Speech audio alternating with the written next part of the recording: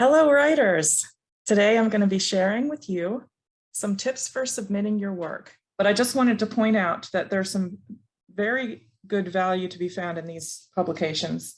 At our library, Hampton Public Library, we have a special writers resources area. It's upstairs near the reference desk. And we have many resources like this that are available. These markets from Writer's Digest, there's helpful information in the front. Like this is a code that shows symbols they've placed next to the markets. And the valuable thing about this is one of the things they evaluate is how difficult is it to get into a market. And that is especially important if you're just starting out. They have market welcome submissions from beginning poets. Then they have an interim category. Market prefers submissions from skilled, experienced poets. Will consider work from beginning poets. And then they also have market prefers submissions from poets with a high degree of skill and experience. Now, just because you're new and starting out does not mean that you're not skilled. It just means that possibly you're not very widely published. In the back, there's an index by subjects, which is very helpful. Like if you're interested in regional publications, if you're interested in mystery publications, there's a section and then it'll direct you. There's also a glossary that tells you more about specific type of poems that you might like to write. And in the front, there are lots of articles with tips for writers, including about how to submit works, how to watch out and not be taken advantage of. Of course, when you find a market you're interested in submitting to, you will want to check their contact details online and make sure that the information is still correct. And many of them will take online submissions, even though they're here in this print book. There are still a few that only take postal submissions. There is a standard manuscript format, proper manuscript format. This is a guide that is widely used. Sometimes there are deviations from it. You will see here there are two different types. Classic manuscript format, if you've been submitting for a long time, you might be very familiar with this format, but it has been updated to modern manuscript format. Modern manuscript format takes into account our current electronic publishing and the programs that many editors and writers use. Standard manuscript formats available for poetry, for example. Poetry looks different than short fiction. One big difference is that poetry is typically single-spaced instead of double-spaced. And you can just see here some examples, but please come back to this website, shun.net.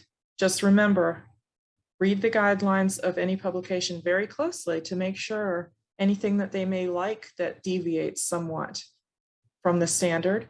And what I personally do is I save my file and I provide myself with some indication in the name that it has been sent to a specific market.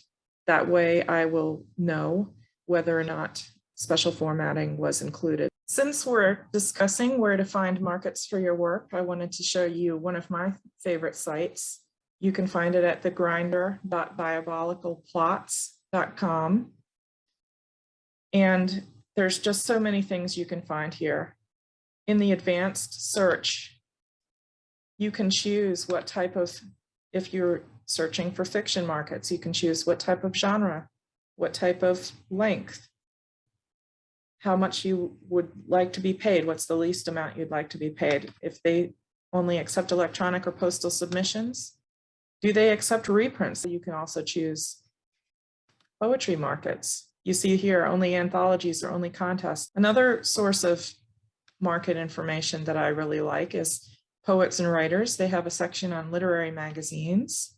It's pw.org. Their genres are poetry, fiction, or creative nonfiction, but you have subgenres here.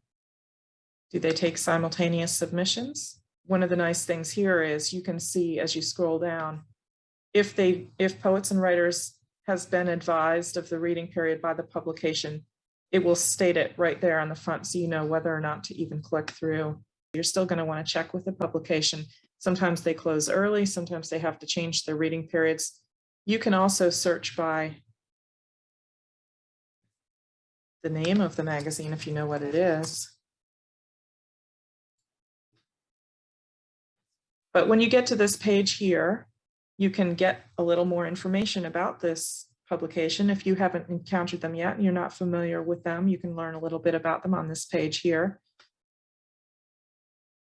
Gives you some idea what they want to see, who they are, and what kind of publication situation there is. So I personally pay a close attention to whether or not the publication charges a reading fee. It's up to you whether you wish to participate with being charged a reading fee, but just know if you don't wish to pay a reading fee, there are plenty of publications that do not charge to submit. Now, here's where you can find the submission guidelines of the market. Let's see. Sometimes the link doesn't take you directly to the submissions page, but you can usually find it quickly. Here you'll see the guidelines, when to submit, things to know, what to send, do they take simultaneous submissions? All of these are very important. I'd like to just mention simultaneous submissions. That's something important that you need to understand. That means whether or not you're allowed to send your work to more than one place at a time. Some places are fine with it. All they ask is that you let them know if your work is accepted elsewhere, that you let them know as soon as you hear so that they can withdraw your submission. If they don't allow simultaneous submissions, don't simultaneously submit. It's just not a good idea. So just pay attention to whether or not they accept simultaneous submissions. I do have plenty more to share with you, but we will provide that in another session. Please stay tuned for the next one.